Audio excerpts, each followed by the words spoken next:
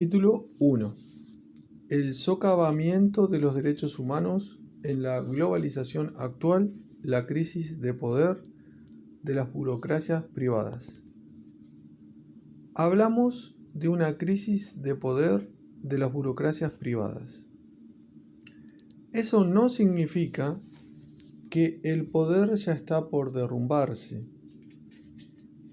Las burocracias privadas siguen estando en el poder, pero su poder está llegando a un punto crítico que se hace presente como una encrucijada.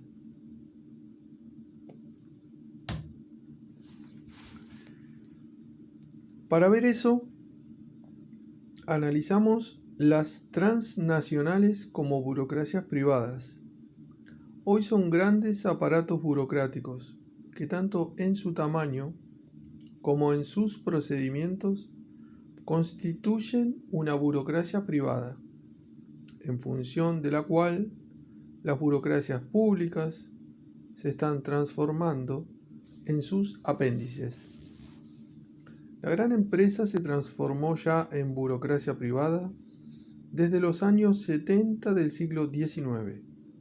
Ya en Max Weber encontramos este análisis de la gran empresa como burocracia privada. Sin embargo, después de la Segunda Guerra Mundial, esta gran empresa, que desde sus comienzos ha sido una empresa de alcance mundial, se transforma profundamente. Es ahora una empresa de producción mundial, que como burocracia privada logra ponerse por encima de la burocracia pública y que hoy es el poder clave a partir del cual tenemos que intentar comprender la situación del mundo y de América Latina en específico. La empresa de producción mundial. La empresa de producción mundial es de un tipo nuevo. Aparece después de la Segunda Guerra Mundial, pero con intensidad a partir de los años 70 del siglo XX. No es la primera empresa mundial, pero las empresas mundiales anteriores son de venta y compra mundial, mientras su producción está concentrada en determinados lugares del espacio terrestre. Los principales elementos del proceso de producción son producidos en un espacio restringido. Por eso se puede hablar del Made in England, Made in Germany. La empresa de producción mundial surge a partir de determinados nuevos inventos que la hacen posible. 1. Transmisión barata de mensajes con velocidad instantánea con todos los lugares de la Tierra. La transmisión instantánea de mensajes empieza ya a mediados del siglo XIX con la transmisión cablegráfica. Sin embargo, una transmisión instantánea con todos los lugares de la Tierra que incluye imágenes en los mensajes aparece recién después de la Segunda Guerra Mundial. 2. Cálculos baratos con velocidad casi instantánea y con capacidad tendencialmente ilimitada.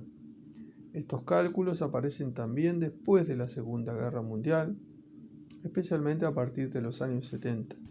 3. Transportes baratos mundiales que alcanzan cualquier lugar del mundo desde cualquier lugar en menos de 24 horas. El mundo está al alcance del transporte tanto de bienes como de personas. Dadas estas condiciones, puede aparecer la empresa de producción mundial. Esta empresa puede distribuir las etapas de producción de sus productos en el mundo entero, y a pesar de eso puede funcionar tan coordinadamente como anteriormente una empresa que unía estas etapas de producción en un solo espacio parcial. La empresa de producción mundial es una empresa cuyo proceso de producción se desenvuelve en una red mundial de división del trabajo referente a las etapas intermedias. Cada etapa puede estar en un lugar diferente según los costos de producción de los diferentes lugares posibles. Por eso son sumamente móviles. La etapa final del proceso de producción se asemeja muchas veces a un simple lugar de ensamblaje. A partir de los años 60, estas empresas de producción mundial se desarrollan muy rápidamente. Son las empresas transnacionales, como se las llama muchas veces. Pero no solamente las grandes empresas conocidas desarrollan este carácter, también lo hacen muchas empresas de tamaño medio. Ya mencionamos las condiciones que hacían posible la constitución de empresas de producción mundial: mensajes instantáneos, cálculos instantáneos, transportes rápidos de alcance universal. Sin embargo, una vez posibles las empresas de producción mundial, aparecen otras condiciones de carácter institucional. Son condiciones que facilitan las posibilidades de estas empresas de lograr un rendimiento máximo. Las empresas ahora promueven nuevas condiciones institucionales para su funcionamiento y presionan para que se les dé. Se trata de condiciones institucionales de la fluidez de los mercados, cuyo cumplimiento la empresa de producción mundial exige. Implican un cambio radical en relación al capitalismo anterior. Este capitalismo era intervencionista y podía existir con políticas de intervención en los mercados por parte de los estados nacionales. Sin embargo, la lógica de la empresa de producción mundial se opone radicalmente al anterior intervencionismo de la política económica de los estados nacionales, a la protección de mercados, a la política de pleno empleo, a la planificación del desarrollo local, nacional y regional, al control de los flujos del capital y de las divisas, a las reservas del mercado impuestas por el Estado, a la propiedad pública, a políticas laborales en favor de la estabilidad laboral, a los sindicatos, etc. Si queremos formular el conjunto de estas exigencias que surgen desde el interior del funcionamiento de las empresas de producción mundial, lo encontramos en los ajustes estructurales como fueron impuestos al mundo desde los años 80. Son la otra cara de este funcionamiento, cuando se orienta por la maximización de su rendimiento. La promoción de las empresas de producción mundial y los ajustes estructurales son dos caras de una sola moneda. Aparecen con la empresa de producción mundial y los programas de ajuste estructural le dan sistematicidad y un nombre. La estrategia resultante de la toma del poder por las burocracias privadas, los ajustes estructurales. Los ajustes estructurales se refieren especialmente a tres dimensiones de la sociedad. A. La apertura tendencialmente ilimitada para el capital financiero y las corrientes de divisas y mercancías. B. La reestructuración del Estado en la dirección de un Estado policial y militar. Parece ahora que el Estado policial significa libertad y el Estado social esclavitud. Se le quitan al Estado las funciones de la política de desarrollo y de la política referente a la infraestructura económica y social. De esto se deriva la privatización de las propiedades públicas, que resulta en una nueva acumulación originaria. Aparece en el mundo entero un pillaje de estas propiedades. C. La flexibilización de la fuerza de trabajo, la cual trae consigo la anulación de derechos de importancia decisiva, producto del contrato de trabajo, como la protección frente al despido, el seguro social y la protección de la mujer, pero también de los niños, etc. Las seguridades sociales son disueltas y los sindicatos debilitados, muchas veces incluso disueltos. La imposición de estas medidas de ajuste estructural es acompañada en los países claves de América Latina, Brasil, Chile, Uruguay, Argentina, por el terrorismo del Estado del totalitarismo de la seguridad nacional. Este terrorismo mantiene hoy una importancia clave dentro de la estrategia de globalización, como hoy todavía en Colombia. La imposición de los ajustes estructurales va de la mano con la propagación de la ideología de la competitividad y de la eficiencia. Por eso se lo justifica como una política de la eliminación de las distorsiones del mercado o de la eliminación de los interruptores de la movilidad del mercado. La economía se conduce ahora en términos de una guerra económica en la cual se trata de conseguir ventajas competitivas que hagan posible salir victorioso de la guerra. La situación misma de los países es discutida en términos de competitividad, y toda actividad social es evaluada según su aporte a esta competitividad. El economista y sobre todo el administrador de empresas se convierten en asesores militares de esta guerra económica. Su función no es hacer teoría o entender qué significa esta manera de enfocar la economía, sino aportar para ganar la guerra. Por eso, la teoría económica y social se torna cínica. Para esta guerra económica, las medidas de ajuste estructural sirven para preparar y limpiar el campo de batalla. Las empresas que se enfrentan en la guerra económica tienen en común el interés de limpiar el campo de batalla para poder luchar en él, una contra otra, sin ser distorsionadas.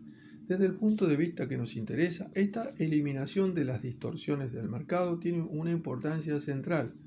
La lógica real del proceso de globalización se expresa más nítidamente en términos de la eliminación de las distorsiones del mercado. Hace presente este proceso arrollador del mercado total como un gran engranaje que sigue una lógica propia y la impone. Por medio de esta lógica, el mercado, como tal engranaje, se autorreproduce, perfeccionándose en términos de su propio funcionamiento. Por esta razón, el concepto de las distorsiones del mercado es tan central para el lenguaje. El engranaje del mercado aparece como una gran maquinaria computacional que necesita ser perfeccionada. Las llamadas distorsiones son consideradas elementos de fricción para este funcionamiento. Sin embargo, una máquina tiene que funcionar con un mínimo de fricciones. Eliminarlas significa mejorar su desempeño. Y se lo mejora eliminando las distorsiones. La empresa de producción mundial empuja el proyecto y puede imponerlo en el grado que logra el apoyo de los estados para su realización. No se trata de un proyecto de totalización de algún mercado ideal. El proyecto entonces parecería completamente incoherente. Es más bien un proyecto de fluidez de los mercados como el ambiente en el cual actúan empresas mundiales. Como tal, es coherente. Su realización se hace presente en forma de una lucha en contra de las distorsiones o los interruptores del mercado. Todo lo que se interponga a la fluidez de los mercados es visto como distorsión. De esta manera, lo que desde los años 90 se llama el proyecto de globalización logra su coherencia. Las funciones del Estado como organizador del desarrollo, su función de garantizar una infraestructura social y su función de promover un sistema educacional de referencia universal aparecen ahora como distorsiones del mercado.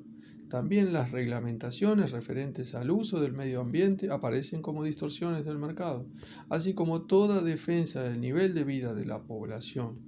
Las organizaciones populares, inclusive los sindicatos, son percibidos como distorsiones. El Estado como tal de ningún modo es visto como distorsión del mercado, lo es únicamente en cuanto Estado con funciones de desarrollo económico y social. Para el proyecto de globalización, su función de promoción de este proyecto es decisiva.